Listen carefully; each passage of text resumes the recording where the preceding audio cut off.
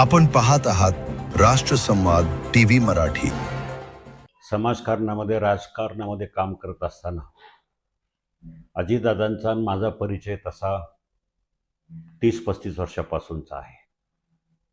मला आठवते जेव्हा मी भीमाशंकर सहकारी साखर कारखान्याचा चेअरमन होतो, तेव्हा एक छोटासा प्रसंग आहे, तो मला आठवतोय.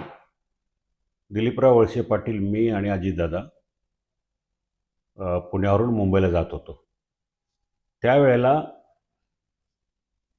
त्यांना एक बघितलं की माझा ड्रायव्हर, त्यावेळेला वेगळा ड्रायव्हर होता, तो ओव्हरटेक करायचा आणि ओव्हरटेक करताना कुठंतरी फास्टमध्ये असायचा. सुदैवानं काही झालं नाही, परंतु दादा इतके कटाक्ष आणि शिस्तीचे की त्यांनी गाडी बाजूला लावायला लावली आणि 10 मिनटं ड्रायव्हरला सुनावलं की गाडी चालवताना काय दक्षता घेतली पाहिजे, काय सुरक्षितता घेतली पाहिजे. आणि हे लक्षात ठेव की तुझ्याबरोबर तुझ्या गाडीमध्ये बसलेले तिघही महत्त्वाची लोक आहेत. त्यांचे जीव तुला जर वाटत नसले तरी समाजाच्या दृष्टीनं महत्त्वाचे आहेत, म्हणून कशी सुरक्षित ड्रायव्हिंग करावी ह्याबद्दल त्यांनी. ज्या विमानातून प्रवास करताना त्यांचा अपघात झाला आणि जे विमान आगीत खाक झालं, त्या विमानामधून अनेक वेळा त्यांच्याबरोबर प्रवास करण्याची मला संधी मिळाली. अगदी पुणे ते नागपूर, पुणे ते शिर्डी आणि इतर काही ठिकाणी प्रवास करत होतो. परंतु एक गोष्ट मी बघितली, जेव्हा जेव्हा प्रवास करत असताना ते बाकी लोकांसारखं किंवा बाकी राजकारण्यांसारखं बरोबर असलेल्या लोकांबरोबर गप्पा वगैरे असं काही मारत बसायचे नाही. महत्त्वाचे विषय असेल तर चर्चा व्हायची.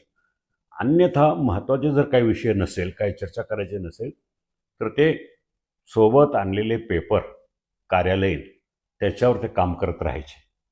ही गोष्ट मी जवळून पाहिली. सातत्यानं 24 तास जेव्हा जेव्हा जागा राहील तेव्हा काम आणि काम याच्या व्यतिरिक्त त्यांच्याकडे दुसरा कुठलाही छंद नव्हता. कधीही जातीयवादाचा विषय केला नाही.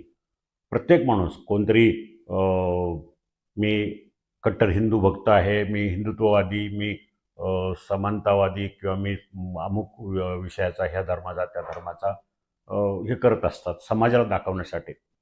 परंतु अजितदादांनी कधीही दाखवलं नाही की मी हिंदुत्ववादी, मी उदारमतवादी किंवा मी अमुकवादी. कधीही त्यांनी असं प्रदर्शन कधी केलं नाही. प्रत्येक धर्माच्या कार्यकर्त्याला, प्रत्येक धर्माच्या व्यक्तीला समानतेची वागणूक देऊन त्यांच्या दृष्टीनं सगळे धर्म सारखे असायचे. तर ह्या मतदारसंघाच्या मूलभूत प्रश्नाच्या संदर्भामध्ये जे जे काही प्रश्न मी मांडले आणि त्यांना ते आवडले, तर त्यांनी तातडीने ते प्रश्न उचलून धरले. बजेटचा काळ असेल त्यावेळेला, म्हणजे अगदी 2010-15च्या दरम्यानची गोष्ट आहे. बजेटचा काळ असेल किंवा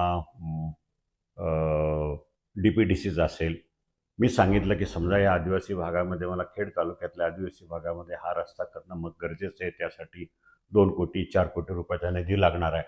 ते समोर बसलेल्या इंजिनियरला बोलून घ्यायचे, PWD इंजिनियरला, आणि सांगायचे की हा रस्ता कसा आहे, काय अवस्था आहे. मग त्यांनी जर सांगितलं की हो हे खरोखर चांगलं आहे, तातडीनं तिथल्या तिथं मंजूर करून द्या, अशा प्रकारचं कामं करण्याची सकारात्मक भावना त्यांच्या मनामध्ये ठासून भरलेली असायची. लोकसभेची निवडणूक झाली, मतमोजणीला वेळ होता, जो काही गॅप होता, त्या दरम्यान मी आणि तालुक्यातली काही लोक, जुन्नर तालुक्यातली काही लोक, बिबट्याच्या संदर्भामध्ये खूप मोठा उपद्रव होता. ते उपमुख्यमंत्री होते, मी नुकतीच निवडणुकीला सामोरं गेलो होतो, परंतु बिबट्यामुळे काही लोक मृत्युमुखी पडायची. म्हणून मी असेल, अतुल बेनके असतील, शरद सोनवणे असतील किंवा इतर काही लोक, सगळ्यांना घेऊन आम्ही तिथं मंत्रालयात गेलो. दादांच्या चेंबरमध्ये ज्यावेळेला बैठक झाली, सगळे अधिकारी होते. सगळ्या अधिकाऱ्यांच्या समोर आम्ही काही गोष्टी सांगितल्या, तर तातडीनं 10 कोटी लागो, 15 कोटी लागो, ह्या लोकांच्या जीवन मरणाचा प्रश्न आहे, त्यासाठी तातडीनं सोडवला पाहिजे. वित्त विभागाला त्या पद्धतीच्या त्यांनी सूचना केल्या आणि निधी तातडीनं वितरित करण्यासाठी, ते पिंजरे असतील किंवा काही गोष्टी लवकर उपलब्ध होण्यासाठी तातडीची पावलं त्यांनी उचलली. असे अनेक निर्णय, धाडसीच निर्णय आहेत. खरं म्हणजे एखादी गोष्ट करायची तर करायचीच, त्याला वेळ लागून एकदा ठरवलं की करायचे, मग त्याला वेळ लागता कामा नये. 5 मिनिटात ऑर्डर आणि दुसऱ्या दिवशी GR, अशा प्रकारची पद्धत दादांची काम करण्याची होती. मला आठवतंय, मी लोकसभेला उभा राहिलो त्यांच्या उपस्थितीमध्ये. मी राष्ट्रवादी काँग्रेस पक्षामध्ये प्रवेश केला, निवडणुकीला सामोरं गेलो. माझ्या मतदानाच्या दिवशी, लोकसभेच्या मतदानाच्या दिवशी ते बारामतीच्या मतदानाच्या दिवशी माझा आणि त्या बारामती लोकसभा मतदारसंघाच्या मतदानामध्ये 8 दिवसाचा फरक होता. बारामतीची निवडणूक अगोदर होती.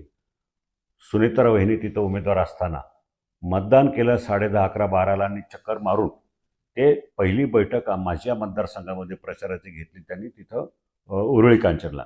म्हणजे माझ्या गावातलं मतदान आहे, माझ्या तालुक्यातलं मतदान आहे, माझ्या घरातली व्यक्ती इथं उभी राहिली आहे. मी मतदान केंद्रावर जाऊन बघू काय कशी परिस्थिती आहे, कोणाला आधार देऊ, ते सगळं बाजूला सोडून शिरूर लोकसभा मतदारसंघामध्ये आले बॉर्डरवर असल्यामुळं आणि प्रचाराला सुरुवात केली.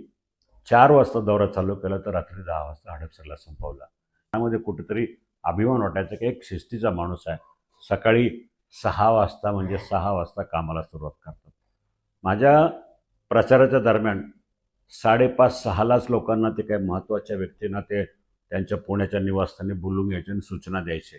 मलासुद्धा बऱ्याचशा वेळेला 6 वाजता तिथं बोलवलं, हे इकडं बघा, इथं कमी आहे, तिथं जास्त आहे, इथं हे बघा, अशा प्रकारच्या सूचना ते करत राहायचे.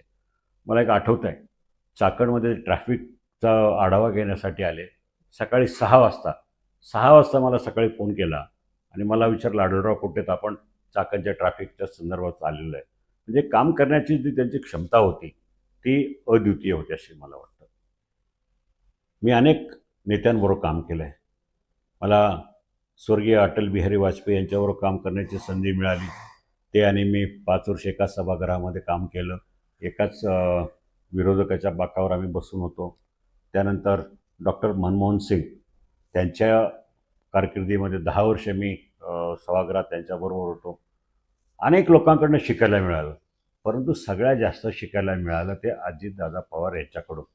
जरी सुरुवातीच्या काळामध्ये आमचे जवळचे संबंध नसले तरी नंतरच्या काळामध्ये जवळचे संबंध आले आणि बारीक बारीक गोष्टीकडं त्याचं निरीक्षण करणं. एखादी वास्तूचं परीक्षण करायला गेल्यानंतर इथं कुठं कमी आहे, इथं हे चुकलं आहे, इथं आर्किटेक्ट चुकला आहे, इथं बांधकाम कॉन्ट्रॅक्टर चुकला आहे, ह्या चुका काढणं आणि ते बारीक निरीक्षण करून काढणं, हे त्यांचा अतिशय चांगला गुण सगळ्या लोकांना भावायचा. वेळेवर उठणं, वेळेवर कामाला सुरुवात करणं आणि कितीही गर्दी असली, किती टेन्शन असली तरी लोकं जर आली तर त्यांना भेटणं, हा एक चांगला गुण मी बघितला. राजकारण्याने ह्या गोष्टी पाळल्या पाहिजेत. अनेक प्रसंगामधून महाराष्ट्रामध्ये एखादी गोष्ट आपल्याला जर पटली नाही तर मी असं आहे, लोकांना पटलं तर घ्या, नाही तर सोडून द्या, असा त्यांचा बेधडक स्वभाव असायचा. माझ्या दृष्टीनं एक धुरंधर होते, एक धुरंधर राजकारणी, एक मस्त छानपैकी काम करणारे, काम आणि लोकांवर तेवढ्याच जीवापाड प्रेम करणारा नेता म्हणून मी त्यांना पाहिलं. त्यांच्या हयातीमध्ये दादांनी एखादं स्वप्न पाहिलं आणि ते झालं नाही असं मला तरी आढळून आलेलं नाही. त्यांनी जे मनात आणलं, जे करायचं ते करतच असायचे. त्यामुळं त्यांनी जे ठरवलं ते पूर्णपणे केलेलं आहे हे मी पाहिलं. दिलेल्या वेळापेक्षा 5 मिनटं 10 मिनटं अगोदर पोचणारे दादा हे एकमेव पुढारी असायचे. वक्तशीरपणा एक, कमिटमेंट, एखाद्याला शब्द दिला तो शब्द पूर्ण करणं एक, आणि वेळेचं बंधन न पाळता काम करत राहणं, म्हणजे किती लोड असला तरी काम करणं. उदाहरण सांगायचं झालं तर ज्या विमानामध्ये त्यांचा अपघात झाला, ती विमानामध्ये त्यांच्या हातात छातीला कवटाळून पेपर होते, फाईल होती.